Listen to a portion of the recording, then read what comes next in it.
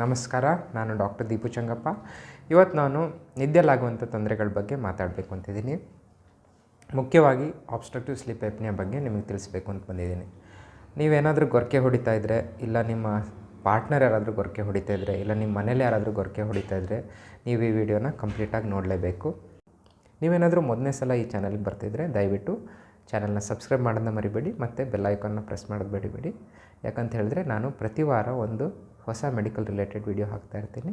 ಇದರಲ್ಲಿ ನಿಮಗೆ medical related ಮಾಹಿತಿ ಸಿಗ್ತಾ ಇರುತ್ತೆ. ಬನ್ನಿ ವಿಡಿಯೋನ ಮುಂದುವರಿಸ್ಕೊಂಡು ಹೋಗೋಣ.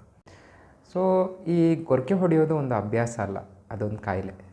ನಮ್ಮ ಉಸಿರಾಟದ ಟ್ಯೂಬ್ಗಳೇನಿರುತ್ತೆ ಅದು ವೈಬ್ರೇಷನ್ ಆಗ್ತಾ ಇರುತ್ತೆ. ಅದನ್ನು ನಾವು ಗೊರಕೆ ಅಂತ ಹೇಳ್ತೀವಿ. ನಾವೇನು ಅಂದ್ಕೊಳ್ತೀವಿ, ಗೊರಕೆ ಹೊಡೆಯೋದ್ರಿಂದ ಇವರು ಡೀಪ್ ಸ್ಲೀಪಲ್ಲಿದ್ದಾರೆ ಅಂತ. ಅದು ಆ ಥರ ಅಲ್ಲ. ಗೊರಕೆ ಹೊಡೆಯೋದು ಒಂದು ಕಾಯಿಲೆ. ಇದು ಸಣ್ಣ ಮಕ್ಕಳಿಂದ ಹಿಡಿದು ವಯಸ್ಸಾಗಿರೋರಿಗೆ ಇಲ್ಲ ಮುದುಕರವರೆಗೆ ಇದು ಕಾಣಿಸ್ಕೊಬೋದು. ಸೊ ಈ ಆಬ್ಸ್ಟ್ರಕ್ಟಿವ್ ಸ್ಲೀಪ್ ಎಪ್ನಿಯಾ ಅಂತ ಹೇಳಿದರೆ ನಮ್ಮ ಉಸಿರಾಟದ ಟ್ಯೂಬ್ನಲ್ಲಿರೋ upper part of the airways ಅಂತ ಏನು ಹೇಳ್ತೀವಿ, ಅಂದರೆ ಮೂಗಿರ್ಬೋದು ಅಥವಾ ನಮ್ಮ ನಾಲಿಗೆ ಹಿಂದಿರೋ ಭಾಗ ಇರ್ಬೋದು, ಇಲ್ಲ ನಮ್ಮ ಕತ್ತಿರ್ಬೋದು. ಇದರಲ್ಲಿ ಉಸಿರಾಟದ ಟ್ಯೂಬ್ ಏನಿರುತ್ತೆ ಅಥವಾ ವಿಂಡ್ ಪೈಪ್ ಅಂತ ಏನು ಹೇಳ್ತೀವಿ ಅದಕ್ಕೆ ಕಂಪ್ರೆಸ್ ಆಗುತ್ತೆ. ಅದರಿಂದ ಉಸಿರಾಟ ಟ್ಯೂಬ್ ಸಣ್ಣದಾಗಿ ಲಂಗ್ಸಿಗೆ ಕರೆಕ್ಟಾಗಿ ಆಕ್ಸಿಜನ್ ಹೋಗೋದಿಲ್ಲ.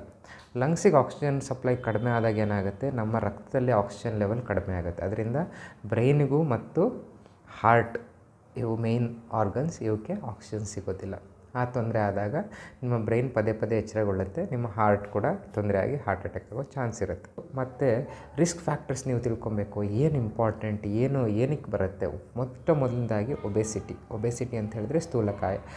ನೀವು ಜಾಸ್ತಿ ಕೆಲಸ ಮಾಡದೇ ಇದ್ದಾಗ, ಸೋಮಾರಿತನದಿಂದ ಒಂದೇ ಕಡೆ ಕೂತಿದ್ದಾಗ, ಅಥವಾ ಬೊಜ್ಜು ಬೆಳ್ಕೊಂಡು, ಇಲ್ಲ ಥೈರಾಯ್ಡ್ ಪ್ರಾಬ್ಲಮಿಂದ ನೀವು ದಪ್ಪ ಆಗೋ ಚಾನ್ಸಸ್ ಇರುತ್ತೆ. ಸೊ ಈ ಥರ ದಪ್ಪ ಆದಾಗ ಏನಾಗುತ್ತೆ, ಈ ಉಸಿರಾಟದ ಫ್ಯಾಟ್ ಏನಿರುತ್ತೆ, ಈ ಉಸಿರಾಟ ನಾಲ್ಕು ಕಡೆ ಬಂದು ಕೂತ್ಕೊಳ್ಳುತ್ತೆ, ಉಸಿರಾಟ ಟ್ಯೂಬ್ನ ಸಣ್ಣ ಮಾಡುತ್ತೆ. ಮತ್ತು ನಿಮ್ಮ ಬೇಸ್ ಆಫ್ ಟಂಗ್, ನಾಲ್ಗೆ ಹಿಂದ್ಗಡೆ ಭಾಗ ಏನಿರುತ್ತೆ ಅಲ್ಲಿ ಕೂಡ ಫ್ಯಾಟ್ ಹೋಗಿ ಕೂತ್ಕೊಳ್ಳುತ್ತೆ. ಅದರಿಂದ ಏನಾಗುತ್ತೆ, ನೀವು ಮಲಗಿದಾಗ ಈ ಮಸಲ್ಸ್ ರಿಲ್ಯಾಕ್ಸ್ ಆದಾಗ ಈ ಫ್ಯಾಟ್ ಕಂಪ್ರೆಸ್ ಮಾಡಿ ನಾಲ್ಗೆ ಹಿಂದೆ ಬಿದ್ದು ಉಸಿರಾಟ ಟ್ಯೂಬ್ನ ಬ್ಲಾಕ್ ಮಾಡುತ್ತೆ. ಎರಡನೇದಾಗಿ ರೆಟ್ರೋಗ್ನತ್ಯ, ನಿಮ್ಮ ಈ ಮ್ಯಾಂಡಿಬಲ್ ಅಂತ ಏನು ಹೇಳ್ತೀವಿ ಅದು ಹಿಂದ್ಗಡೆ ಉಳ್ಕೊಂಬಿಟ್ರೆ ಪುಷ್ ಆಗಿರುತ್ತೆ. ಅದರಿಂದ ಉಸಿರಾಟ ಟ್ಯೂಬ್ ಆಲ್ರೆಡಿ ಕಿರಿದಾಗಿರುತ್ತೆ. ಸ್ವಲ್ಪ ದಪ್ಪ ಆದರೆ ಆಲ್ರೆಡಿ ತೊಂದರೆ ಆಗುತ್ತೆ. ಮೂರನೇದಾಗಿ ನಿಮಗೆ ಟಾನ್ಸಿಲೈಟಿಸ್, ಅಂದರೆ ಈ ಭಾಗದಲ್ಲಿರೋ ಟಾನ್ಸಿಲ್ಸ್ ಏನಿರುತ್ತೆ ಒಳಗಡೆ ಅದು ದಪ್ಪ ಆಗೋದು. ನಾಲ್ಕನೇದಾಗಿ ಮೂಗಲ್ಲಿ ಏನಾದರೂ ತೊಂದರೆ ಇದ್ದಾಗ ಇದು ಆಬ್ಸ್ಟ್ರಕ್ಟಿವ್ ಸ್ಲೀಪ್ ಎಪ್ನಿಯಾ ಆಗ್ಬೋದು. ಈ ಆಬ್ಸ್ಟ್ರಕ್ಟಿವ್ ಸ್ಲೀಪ್ ಎಪ್ನಿಯಾದ ಸಿಂಪ್ಟಮ್ಸ್ ಏನು? ಆಬ್ಸ್ಟ್ರಕ್ಟಿವ್ ಸ್ಲೀಪ್ ಎಪ್ನಿಯಾದಲ್ಲಿ ಇವರ ಮಲಗುವ ಡ್ಯೂರೇಷನ್ ಏನಿರುತ್ತೆ ಕರೆಕ್ಟ್ ಇರುತ್ತೆ. 8 ಗಂಟೆಗೆ ಮಲಗ್ತಾರೆ, 9 ಗಂಟೆಗೆ ಮಲಗ್ತಾರೆ, ಬೆಳಗ್ಗೆ 8 ಗಂಟೆಗೆ ಹೇಳ್ತಾರೆ. ಮನೆಯವ್ರಿಗೆಲ್ಲ ಅನಿಸುತ್ತೆ, ಇವರು ಒಳ್ಳೆ ಗೊರಕೆ ಹೊಡ್ಕೊಂಡು ನಿದ್ದೆ ಮಾಡಿಬಿಟ್ರು, ಒಳ್ಳೆ ಚೆನ್ನಾಗಿ ನಿದ್ದೆ ಮಾಡಿದ್ದಾರೆ ಅಂತ. ಬಟ್ ಅವರ ಬ್ರೈನ್ ಆ್ಯಕ್ಟಿವ್ ಆಗಿರುತ್ತೆ, ಅದರಿಂದ ಅವರಿಗೆ ಕರೆಕ್ಟಾಗಿ ನಿದ್ದೆ ಆಗಿರೋದಿಲ್ಲ. ಸೊ ಅದರಿಂದೇನು, ಹಗಲೊತ್ತು ಅತಿಯಾದ ನಿದ್ದೆ ಬರೋದು. ಕೂತಲ್ಲೇ ತೂಗುಡಿಸ್ತಾ ಇರ್ತಾರೆ, ಪೇಪರ್ ಓದ್ತಾರೆ, ತೂಗುಡಿಸ್ತಾ ಇರ್ತಾರೆ, ಕಾರೆಲ್ಲೋ ಸಿಗ್ನಲ್ ನಿಲ್ಲಿಸುತ್ತೆ, ತೂಗುಡಿಸ್ತಾ ಇರ್ತಾರೆ, ಲೈಬ್ರರಿಗೆ ಹೋಗ್ತಾರೆ, ದೇವಸ್ಥಾನಕ್ಕೆ ಹೋಗ್ತಾರೆ, ತೂಗುಡಿಸ್ತಾ ಇರ್ತಾರೆ. ಸೊ ಅತಿಯಾದ ನಿದ್ದೆ ಬರೋದು ಇದು one of the symptoms of obstructive sleep apnea. ಎರಡನೇದು ವಿಟ್ನೆಸ್ಡ್ ಎಪ್ನಿಯಾ ಅಂತ ಹೇಳ್ತೀವಿ. ಅಂದರೆ ನೀವು ಗೊರಕೆ ಹೊಡೆದು ಒಂದೇ ಸಲ ಚೋಕಿಂಗ್ ಆಗಿ ಅಂತಾಗಿ ಹೇಳುವಂಥದ್ದು. ಸೊ ಇದು ಒಂದು ಇಂಪಾರ್ಟೆಂಟ್ ಸಿಂಪ್ಟಮ್. ಇದು ನಿಮಗೆ ಗೊತ್ತಾಗೋದಿಲ್ಲ, ನಿಮ್ಮ ಪಾರ್ಟ್ನರ್ ಇದನ್ನ ನಿಮಗೆ ಹೇಳ್ತಾರೆ. ಈ ಥರ ಇದ್ದರೆ ವಿಟ್ನೆಸ್ಡ್ ಎಪ್ನಿಯಾ ಆದರೆ ಅದು 70% diagnostic of obstructive sleep apnea. ಮೂರನೇದು ಪದೇ ಪದೇ ನಿಮಗೆ ಮೂತ್ರ ಕೇಳೋದು, ರಾತ್ರಿ 3-4 ಬಾರಿ ಮೂತ್ರ ಕೇಳೋದು. ನಾಲ್ಕನೇದಾಗಿ ಮೊದಲಿಂದ ಕಾಣಿಸ್ಕೊಳ್ಳೋಂಥ ಶುಗರ್ ಇರ್ಬೋದು, ಹೊಸದಾಗಿ ಕಾಣಿಸ್ಕೊಂಡಿರೋ ಶುಗರ್ ಅಥವಾ BP ಕಾಯಿಲೆ. ಸೊ ಈ ಆಬ್ಸ್ಟ್ರಕ್ಟಿವ್ ಸ್ಲೀಪ್ ಎಪ್ನಿಯಾ ಆದಾಗ ಏನಾಗುತ್ತೆ, ಆಬ್ಸ್ಟ್ರಕ್ಟಿವ್ ಸ್ಲೀಪ್ ಎಪ್ನಿಯಾ ಆದಾಗ ನಾನು ಹೇಳ್ದಂಗೆ ಶರೀರಕ್ಕೆ ಆಕ್ಸಿಜನ್ ಸಿಗೋದಿಲ್ಲ, ಮೇಯ್ನಾಗಿ ಬ್ರೈನಿಗೆ ಆಕ್ಸಿಜನ್ ಸಿಗೋದಿಲ್ಲ ಮತ್ತು ಹಾರ್ಟಿಗೆ ಆಕ್ಸಿಜನ್ ಸಿಗೋದಿಲ್ಲ. ಆ ಥರ ಆದಾಗ ನಿಮಗೆ BP ಕಾಯಿಲೆ ಕಾಣಿಸ್ಕೋಬೋದು, ಶುಗರ್ ಜಾಸ್ತಿ ಆಗ್ಬೋದು, ಅಥವಾ ಶುಗರ್ ಕಾಯಿಲೆ ಹೊಸದಾಗಿ ಕಾಣಿಸ್ಕೊಬೋದು, ಮತ್ತು ಹಾರ್ಟ್ ಅಟ್ಯಾಕ್ ಆಗ್ಬೋದು, ಮತ್ತು ಸ್ಟ್ರೋಕ್ ಆಗುವಂಥ ಚಾನ್ಸಸ್ ಇರುತ್ತೆ. ಸೊ ಇದರಿಂದ ನೀವು ಆಬ್ಸ್ಟ್ರಕ್ಟಿವ್ ಸ್ಲೀಪ್ ಎಪ್ನಿಯಾ ಆದಷ್ಟು ಬೇಗ ಕಂಡಿಡ್ಕೊಂಡು ಅದಕ್ಕೆ ಪರೀಕ್ಷೆ ಮಾಡಿಸ್ಕೊಂಡು ಆಬ್ಸ್ಟ್ರಕ್ಟಿವ್ ಸ್ಲೀಪ್ ಎಪ್ನಿಯಾ ಇದೆಯೋ ಇಲ್ವೋ ಅಂತ ಕನ್ಫರ್ಮ್ ಮಾಡಿಕೊಂಡು ಟ್ರೀಟ್ಮೆಂಟ್ ತೊಗೋಬೇಕಾಗತ್ತೆ. ನಿಮ್ಮ ಉಸಿರಾಟ ಟ್ಯೂಬ್ ತುಂಬ ಕಿರಿದಾಗಿ ಉಸಿರಾಟ ಟ್ಯೂಬ್ ಬ್ಲಾಕ್ ಆಗ್ಬೋದು, ಪದೇ ಪದೇ ಬ್ಲಾಕ್ ಆಗ್ಬೋದು. ಒಂದು ಸಲ ಬ್ಲಾಕ್ ಆಗಿ ಮತ್ತೆ ಓಪನ್ ಆಗ್ತಾ ಇರುತ್ತೆ. ಅಂದರೆ ಇಂಟರ್ಮಿಟೆಂಟಾಗಿ ಬ್ಲಾಕ್ ಆಗೋದು, ಓಪನ್ ಆಗೋದು ಆಗ್ತಾ ಇರುತ್ತೆ. ಸೊ ಈ ಕಾಯಿಲೆ ಸಣ್ಣ ಮಕ್ಕಳಲ್ಲಿ ಕೂಡ ಕಾಣಿಸ್ಕೊಬೋದು. ಅವರು ಎಕ್ಸ್ಕ್ಲೂಸಿವ್ಲಿ ಮೂಗಿಂದ ಉಸಿರಾಡ್ತಾ ಇರುತ್ತೆ, ಅವರಿಗೆ ಅಡಿನಾಯ್ಡ್ಸ್ ಅಂತ ಪ್ರಾಬ್ಲಮ್ ಇರ್ಬೋದು, ಇಲ್ಲ ದೊಡ್ಡ ಟಾನ್ಸಿಲ್ಸ್ಗಳಿರ್ಬೋದು. ಆವಾಗ ಏನಾಗುತ್ತೆ, ಸೇಮ್ ಈ ದೊಡ್ಡವ್ರಿಗೆ ಏನು ಪ್ರಾಬ್ಲಮ್ ಆಗುತ್ತೆ, ಈ ಚರ್ಬಿಯಿಂದ ಏನು ಪ್ರಾಬ್ಲಮ್ ಆಗುತ್ತೆ ಅವರಿಗೆ ಟಾನ್ಸಿಲ್ಸಿಂದ ಆಗುತ್ತೆ, ಇಲ್ಲಾಂದರೆ ಅಡಿನಾಯ್ಡ್ಸಿಂದ ಆಗುತ್ತೆ. ಸೊ ಇವಿಷ್ಟು ಏನು ತೊಂದರೆ ಆಗುತ್ತೆ ಅಂತ. ಈ ತೊಂದರೆ ಆದಾಗ ಏನಾಗುತ್ತೆ, ನಮ್ಮ ಲಂಗ್ಸಿಗೆ ಹೋಗುವಂಥ ಗಾಳಿಯಲ್ಲಿ ಆಕ್ಸಿಜನ್ ಪ್ರಮಾಣ ಕಡಿಮೆ ಆಗುತ್ತೆ ಅಥವಾ ಗಾಳಿ ಹೋಗೋದೇ ಕಡಿಮೆ ಆಗುತ್ತೆ. ಆವಾಗ ಏನಾಗುತ್ತೆ, ಈ ಶರೀರದ ಜೊತೆ ಅಂದರೆ ಶರೀರದಿಂದ ಬರೋ ರಕ್ತದ ಜೊತೆ ಈ ಆಕ್ಸಿಜನ್ ಹೋಗಿ ಕೂಡಿಕೊಂಡು ನಮ್ಮ ಶರೀರದ ಬೇರೆ ಆರ್ಗನ್ಸ್, ಬ್ರೈನ್ ಇರ್ಬೋದು, ಹಾರ್ಟ್ ಇರ್ಬೋದು, ಕಿಡ್ನೀಸ್ ಇರ್ಬೋದು, ಆ ಕೈ ಇರ್ಬೋದು, ಕಾಲಿರ್ಬೋದು, ಮಸಲ್ಸ್ ಇರ್ಬೋದು, ಇಲ್ಲಿಗೆಲ್ಲ ಆಕ್ಸಿಜನ್ ಸಪ್ಲೈ ಆಗ್ತಾ ಇರುತ್ತೆ. ಆ ಆಕ್ಸಿಜನ್ ಸಪ್ಲೈ ಕರೆಕ್ಟಾಗಿ ಆಗೋದಿಲ್ಲ. ಸೊ ನಮ್ಮ ತಲೆಗೆ ಬ್ರೈನಿಗೆ ಆಕ್ಸಿಜನ್ ಸಪ್ಲೈ ಆಗೋದಿಲ್ಲ. ಸೊ ಬ್ರೈನ್ ಪದೇ ಪದೇ ಎಚ್ಚರಗೊಳ್ತಾ ಇರುತ್ತೆ. ಅದನ್ನು ನಾವು ಏಪ್ನಿಯಾ ಹೈಪೋಏಪ್ನಿಯಾ ಇಂಡೆಕ್ಸ್ ಅಂತ ಒಂದು ಪರೀಕ್ಷೆ ಮಾಡಿ ಕಂಡುಹಿಡಿತೀವಿ. ಅದ್ರ ಬಗ್ಗೆ ನಾನು ಆಮೇಲೆ ಮಾತಾಡ್ತೀನಿ. ಸೊ ಹಾರ್ಟಿಗೆ ಕೂಡ ಆಕ್ಸಿಜನ್ ಕಮ್ಮಿ ಆಗ್ಬೋದು, ಇದರಿಂದ ಹಾರ್ಟ್ ಅಟ್ಯಾಕ್ ಆಗ್ಬೋದು.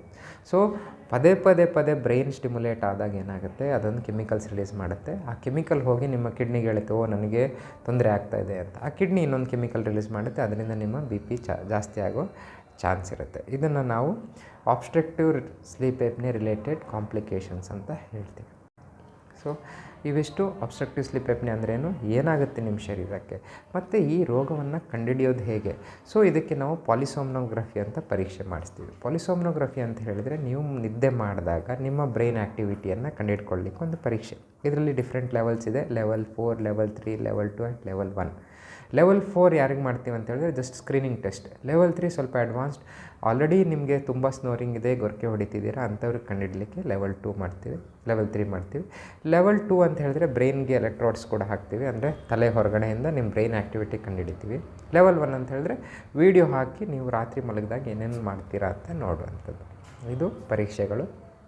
ನಿಮ್ಮ ಡಾಕ್ಟ್ರು ನಿಮ್ಮ ತೂಕಕ್ಕೆ ಅನುಗುಣವಾಗಿ ಅಥವಾ ನಿಮ್ಮ ಸಿಮ್ಟಮ್ಸ್ಗೆ ಅನುಗುಣವಾಗಿ ಹೇಳ್ಕೊಡ್ತಾರೆ ಯಾವ ಥರ ಇದನ್ನು ಯಾವ್ದು ಪರೀಕ್ಷೆ ಮಾಡಿಸ್ಕೋಬೇಕು ಅಂತ. ಸರಿ, ಈಗ ಪರೀಕ್ಷೆ ಮಾಡಿಸಾಯಿತು. ಸೊ ಈಗ ನಿಮಗೆ ಡಾಕ್ಟ್ರು ಈ ಸ್ಲೀಪ್ ಏಪ್ನಿಯಾ ಪರೀಕ್ಷೆ ಮಾಡಾಯಿತು.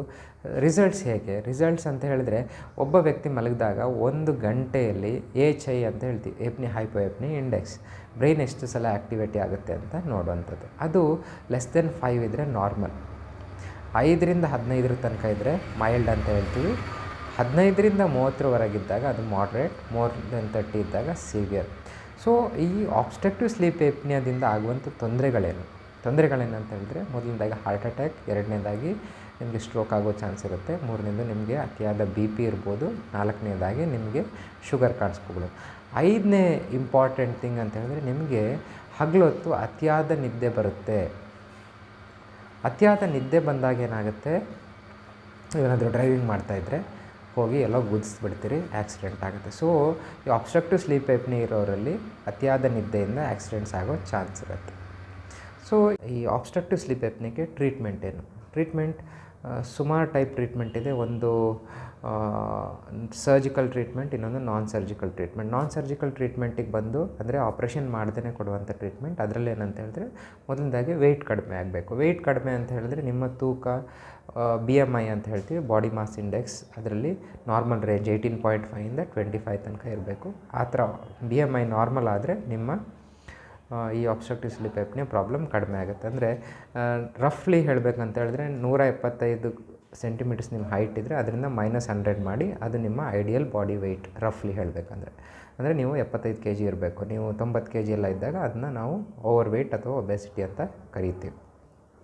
ಮತ್ತು ಎರಡನೇದು ಈ CPAP ಅಂತ ಹೇಳ್ತೀವಿ. ಅದರಲ್ಲಿ ಏನು ಮಾಡ್ತೀವಿ ಅಂದರೆ, ಒಂದು ಮಷಿನ್ ಇಟ್ಕೊಂಡು ನಿಮ್ಮ ಉಸಿರಾಟ ಟ್ಯೂಬ್ ಹೆಂಗಿದ್ರು ನಾನು ಹೇಳಿದಾಗೆ ನಿದ್ದೆ ಮಾಡಿದಾಗ ಕೊಲ್ಯಾಪ್ಸ್ ಆಗಿರುತ್ತೆ, ಅದನ್ನ ಓಪನ್ ಮಾಡಬೇಕಾಗತ್ತೆ. ಅಂದರೆ ಈ ಥರ ಕೊಲ್ಯಾಪ್ಸ್ ಆಗಿದ್ದನ್ನ ಓಪನ್ ಮಾಡಬೇಕಾಗತ್ತೆ. ಹೇಗೆ ಓಪನ್ ಮಾಡೋದು?